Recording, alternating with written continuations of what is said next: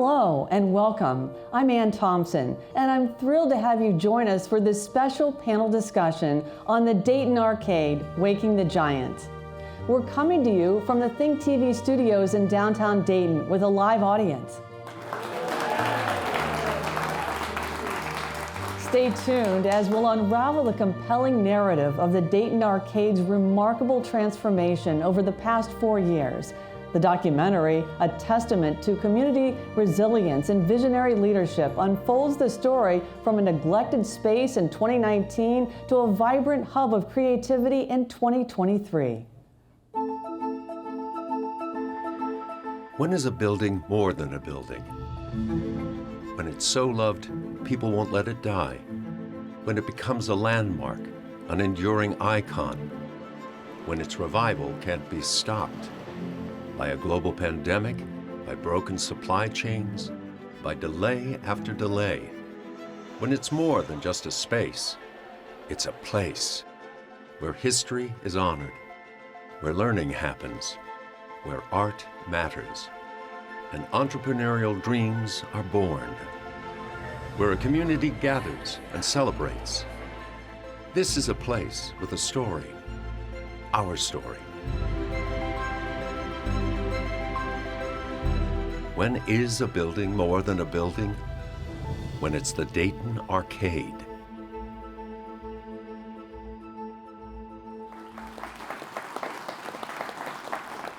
Let's introduce the panelists.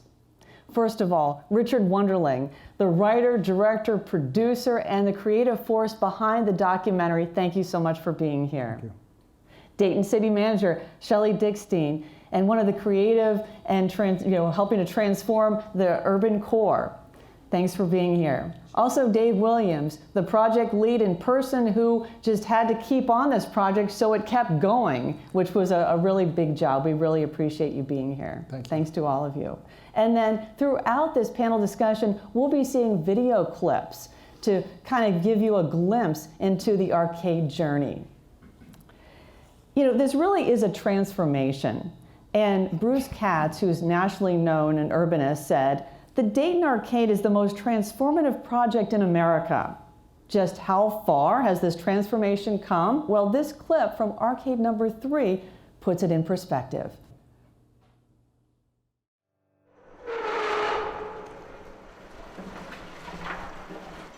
In 2019, the arcade was a mess. But in late summer of 2023, a day at the arcade looked like this.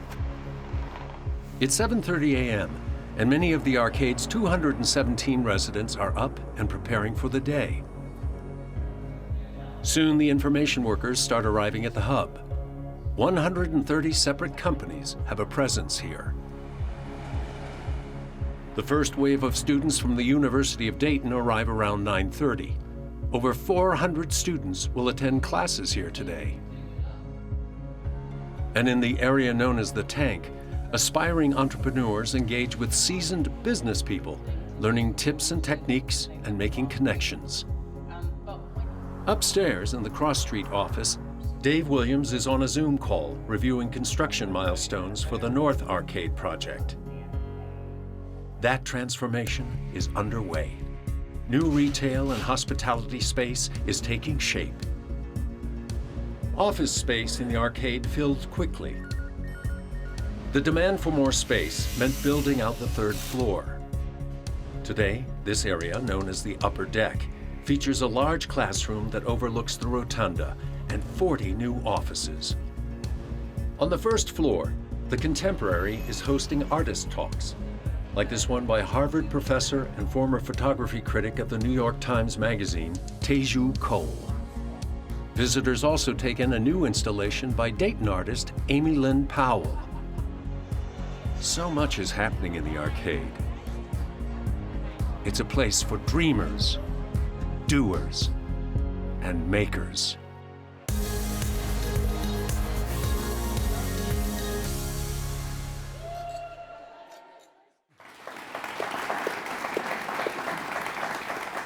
Back here in the studio with our esteemed panelists here. And Dave, we're going to start with you. What may be kind of a difficult question, but you can handle it. So summarize your journey since 2018. What's it been like?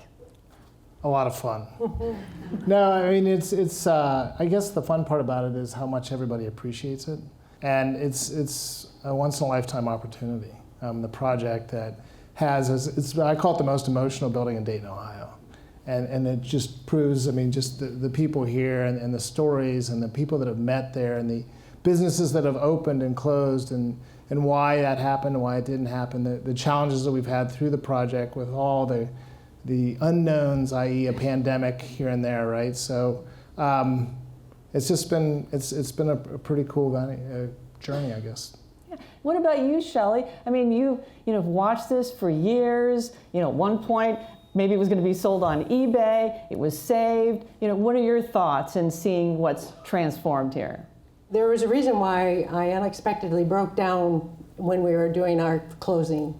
It is very emotional for me because, I've worked for this city for almost 30 years. And we had all kinds of fits and starts and promises that couldn't get to the finish line. And so when we had this opportunity, I think it's what really spurred on, me to be extra tenacious to make sure that this project had the best chance of succeeding. And for me to see this, as Dave said, it is the most beloved set of buildings in the region.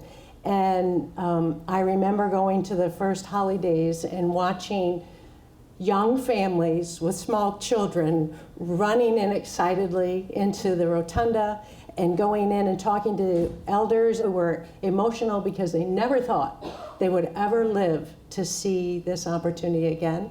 It just brings it all right back home. Yeah, and we can certainly see and hear it in your voice, the emotion. Excited. Yeah. Richard, what about you? I mean, you've been documenting this for years, and like you mentioned to me that since November 28th, 2018, that's the day that you stepped inside the building. What's the journey been like for you?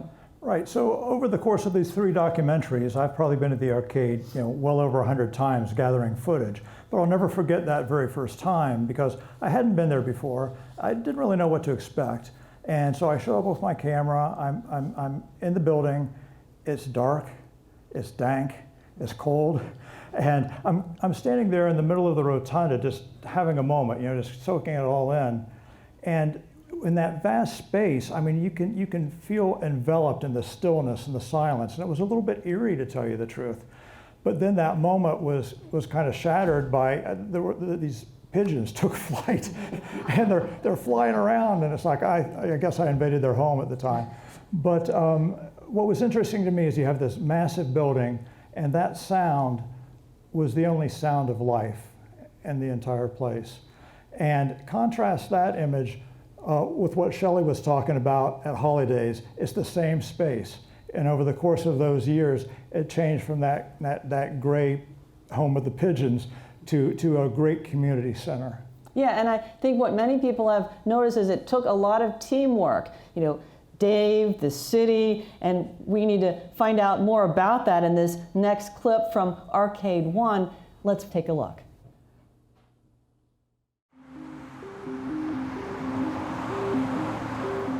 We had auctions going on buildings, office towers in a block or so away from the arcade that are going for pennies on the dollar. And so you have these investors coming in saying, how the heck is this thing ever going to have any value when I just saw an office tower over there sell for nothing? And actually that got one of our key lenders very nervous.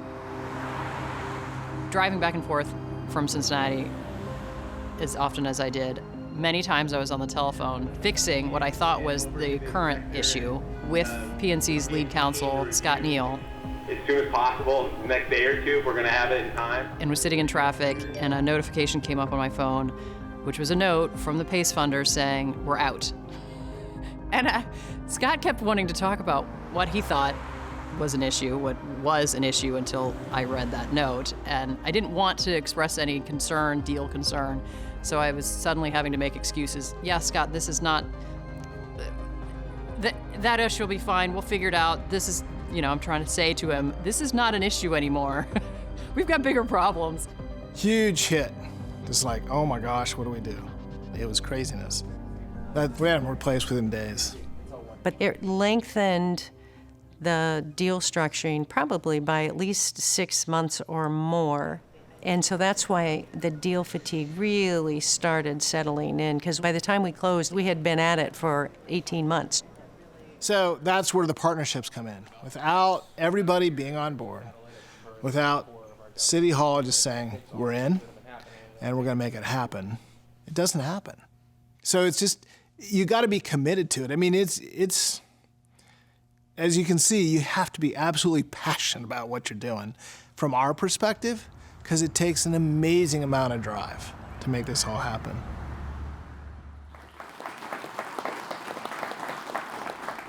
And it was the partnerships that helped drive this project forward. Dave, I want to start with you and talk about, we had this complicated financial structure that had to come together. The clock is ticking. What were some specific ways that you were able to make this happen? And also I want to hear from you too, Shelly. It is the partnerships. I mean, without a doubt, knowing that City Hall is behind us, knowing that, we're in it and we've got a lot put together. And it was, in some ways, almost too big not to happen. I mean, once you started down this path, you're having lots of conversations with lots of funders during the course of the time, and you're putting together what we call a capital stack, which at this point I think it was like 27 sources that were put together for phase one of this. So when we're all done, we're going to be over probably close to 50 sources of financing with all the 3 phases. But that's a lot of who we had at the table.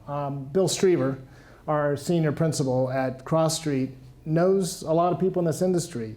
You don't play in this kind of arena and use the tools that we have without a big arsenal of phone calls that you can make to help solve for challenges that came about. And what Francis was talking about was our PACE funder, which was, I think it was called Greenworks at the time, and exactly what was happening. Right then, office towers were selling for pennies on the dollar, right? And so for them to all of a sudden look at our marketplace and be confident that they could put money in a deal and feel, wow, this is a good idea, they had gotten an infusion of capital into their organization, and they got really squirmy and just said, we're out. Luckily, we had Twain. Twain came in and said, hey, we're in. And this was all within a week or two. Because of that relationship. Oh, 100%, yes. Right? Yeah. Right? So it's 100% there. I mean, and Shelly and I go back 30 years almost. but back in the cannery days and everything that we did to make this place happen. So our relationships, our confidence in each other, and our confidence in the relationships that were all there, I think, is what really brought it back together. Yeah, it sounds like at times it was a little stressful. Well, yeah, I thought the PACE deal was what was going to be the nail in the coffin, and we had several before that. But I want to go back to the public-private partnership, because I think that Dayton, back 30 years ago, before that phrase was even coined, the PPPs, Dayton did a tremendous job of public-private partnerships, because we know we don't have the resources to do it alone, that we have to be able to collaborate, and we have to develop truly meaningful and impactful public-private partnerships. And this project, because of, first of all, we had a development team that was amazing. They were very urban, very experienced. You not only had Cross Street, you had Model Group, and you had McCormick Barron. They'd all been doing projects in urban areas. They're very, very creative and very successful. Then we also had University of Dayton. Yeah. And the leadership of Dr. Eric Spina and his, vision, really was inspirational. But that inspiration only gets you so far. We had a lot of challenges, a lot of conflict, and what we did, though, was continue to pull those key stakeholders around the table when we had a problem. We didn't just talk about it on the phone, we didn't jump on a Zoom, we sat and looked at each other in the eyes, and we reminded one another what we were trying to achieve and why it was important, and we figured out a way around every single problem that came before us over those 3 years to get us to that closing in 2019. We learned that the best laid plans were no match for the global pandemic, and that slowed down the signing of tenants, not only the materials, but getting new businesses. But that changed, and you were able to get some people, and we have some video talking about the tenants with Charlie Carroll, owner of Table 33. We'll begin with him. So let's watch this next clip. Take a look. When we were asked to be a part of the arcade, we felt like it matched our DNA in doing something that is locally focused, because when you focus locally, everyone wins. Charlie knows that restaurants will be a vital part of the arcade's success. I think if you study revitalization, whether it's Indianapolis, New York, Cleveland, Austin, other cities that have revitalized, which is such an important thing on our local and regional level, you understand that restaurants usually lead to residential, which then leads to retail. And so restaurants play a very important part in any inner city's revitalization. There'll be a minimum of 3 other restaurants, and they'll all be opening within 6-7 months of each other. That's exciting for the whole development. Another new tenant offers a slightly different fare. They deliver food for thought over the airwaves. Support for WYSO comes from our sustaining members. WYSO is the NPR affiliate for Greater Dayton, which means that we carry national and international programs coming to us from NPR. But we also have a really robust local news operation. We have a local music operation, and we do community trainings where we teach people to make radio. I've always wanted to have a physical storefront presence in Dayton where most of our listeners reside. The arcade is the perfect place to be. It's highly visible. When people walk by, they'll be able to see us recording interviews or recording performances, and it'll be networked to communicate with our headquarters in Yellow Springs, so file transfers and everything will be really easy. It's been a great experience because they're tenacious and driven, but also very collaborative. You know, it took us a while to raise the money. They waited for us. We started talking to Luke Dennis 3 years ago. From the very first meeting, they said, oh my gosh, WYSO is a great fit for this project. The time is 10:36. You're listening to 91.3 WYSO. And WYSO is one of the tenants. Dave, let's talk to you about some of the growth of the first floor activity. SSS and Gather by Gaslight. How important is the growth on the first floor and what happens next? I always look at the first floor as a true indicator of the health of a building.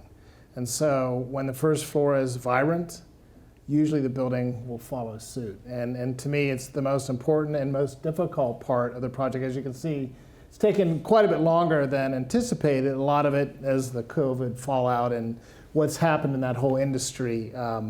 But no, it couldn't be more important to look at where you are over here. You don't have a restaurant really. You have 3rd Street's now opened up a little bit over there between the Fire Block area.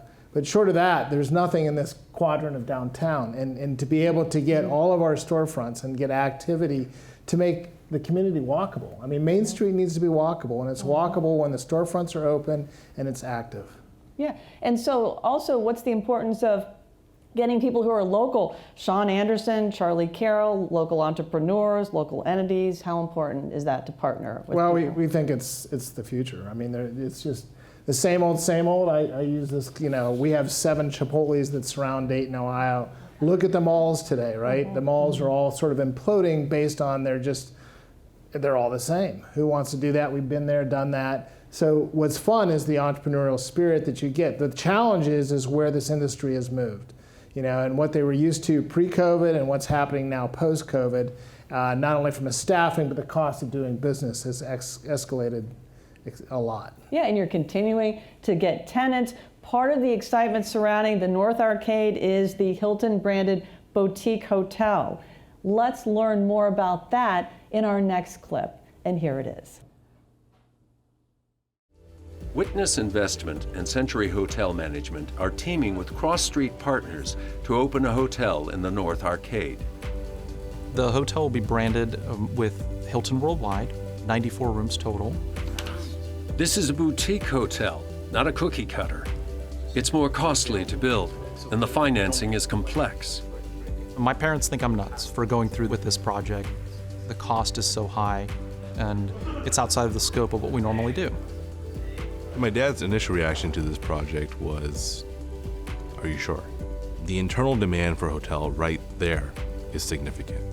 Within the arcade itself, they have 100+ businesses. And then you have this beautiful event space. Between the tank and the rotunda, they are, I hear, they're booked out for at least a year in advance. And UD graduation, March Madness, convention business. All that should generate business for the hotel. A lot of exciting things happening with the Dayton Arcade. The hotel is one of them. Shelly, let's just talk about how the hotel will benefit downtown. Oh, the hotel's huge. Just like the first floor space, it will help animate, not just the project, because it provides great anchoring opportunities for entrepreneurials and residents, for the event space, think weddings, think huge banquets, think, other life cycle events. But it also creates feet on the street, as we like to say, right? It animates downtown. And it's such a really important part of anchoring the project so that it is sustainable well into the future, but also creates more excitement and animation for downtown and the businesses around it. Dave, how are Danny and Sauger to work with? Awesome. So I met Danny pre-COVID through Rick Orderman, who does all of our environmental, who works with Dan Brown, who they own the building at the corner of 5th and Ludlow, where Grist is in the lower level, and got to know those guys. But so Dan Brown's wife, Kelly Brown, works for Danny and knew through Rick Orderman, said, hey, come over here. I'm doing all the environmentals over here. You guys might want to look at this for a future hotel. And so we took Kelly through and then ultimately brought Danny through. And we made the pitch. I said, Danny, we walked up on this part of the balcony. He said, just picture yourself a hotel lobby right over here. And I said, we need another hotel downtown. This would be an amazing finish to a great project. And those guys were all in. And it was interesting. So we started off with Danny, and then ultimately Danny saw how challenging this project was, and that's where Sauger came in. So Danny's family owns 21 hotels, pretty much in the Dayton/south towards Mason and in the Cincinnati area. Sauger's group, they have 41 plus hotels, and they're sort of north. But between the two of them, they have 9 hotels in Montgomery County alone. So they know the marketplace. They know where this was not new territory for them, and they really wanted something that was more boutique-y, right? And then the opportunity for needing hotel rooms in the worst way in downtown, as we have many conversations with the convention center and that whole group. And so anything we can do to sort of bring all these pieces together just helps really move Main Street back online. So it's been really Yeah, good. and potentially more conventions. Yeah. More conventions. It also helps, when we add these cool boutique spaces, it elevates the whole product because competition is real, and so others follow suit to refresh their properties, and so it's a really cyclical situation. And what's the timetable on the? Well, our goal is to be, we would have already, a year from now, a little bit less than a year from now, we will be sleeping there. So our goal is to be there and complete by the end of this year. 12/31/24 is our finish date at the latest possible. At some level, we'll be pretty close to being ready to put somebody in some rooms. Richard, you wanted me to ask you about the dynamic duo of Danny and his dad. Yeah, it's just a great story. It's a great immigration story. It's a great American dream story. I mean, Danny's father brought the family over from India. They just worked hard, and then they worked harder, and they achieved big things, as Dave pointed out. And the cool thing about it is it's a generational story as well, because now Danny is stepping up and he's involved in the business. And I think maybe a little bit less conservative business-wise than his father. I mean, but they're working together and doing great things. And, I just think that it's a good arcade story also because you're talking about entrepreneurial spirit. And that's a huge thing in this hotel project. And at the arcade, of course, you've got the Entrepreneurs Center. And they're teaching people not only to climb that tree, but to venture out on the skinny branches, because that's where some of the best rewards are to be found. So I think it just really fits. I know there's still work to be done. People want to know, when can they just come and sit there? And I don't know when that's going to be possible. I know there's certainly businesses there. And then just, what's down the road? Well, you can come and sit right now. Come over and have a cup of joe or get a slice of pizza. We have actually some patios inside the rotunda area. The challenge with the rotunda is that it is events related, right? It's not the marketplace that it was in the early 1900s. It's also not the food court that it was in the 1980s. It's now back to more of the event space, and hence the reason why the hotels really took liking to wanting to be there. Ultimately, when the North Arcade is complete, all the retail that we remember, all those stores, will be reopened. Obviously very different than what it was in the 1980, 85, and 91 period of time, but resetting each one of those. Try to feel it, bring it back more to 1902, I say, with a 2020 twist. In the redesign and the resetting of the arcade, we brought the concourse back in line. So that it was always, arcades were always designed to connect downtowns. Now we got our connector back. So we brought 3rd Street all the way through to 4th Street. So when the North Arcade, the hotel, is complete, you'll be able to walk through normal open doors during the course of the day, from 8 o'clock in the morning upwards of 10 or 11 o'clock. Yeah, and I'm sure the Dayton Arcade will be a catalyst for the future. So thanks to all of you. Absolutely, absolutely. There's all kinds of opportunities coming. All right, we'll look forward to that. Well, that concludes our vibrant discussion on the Dayton Arcade, Waking the Giant. A heartfelt thank you to our incredible panelists for sharing their invaluable insights, and to you, our live studio audience, and those watching at home. Thank you for being part of this exploration into the revitalization of the Dayton Arcade.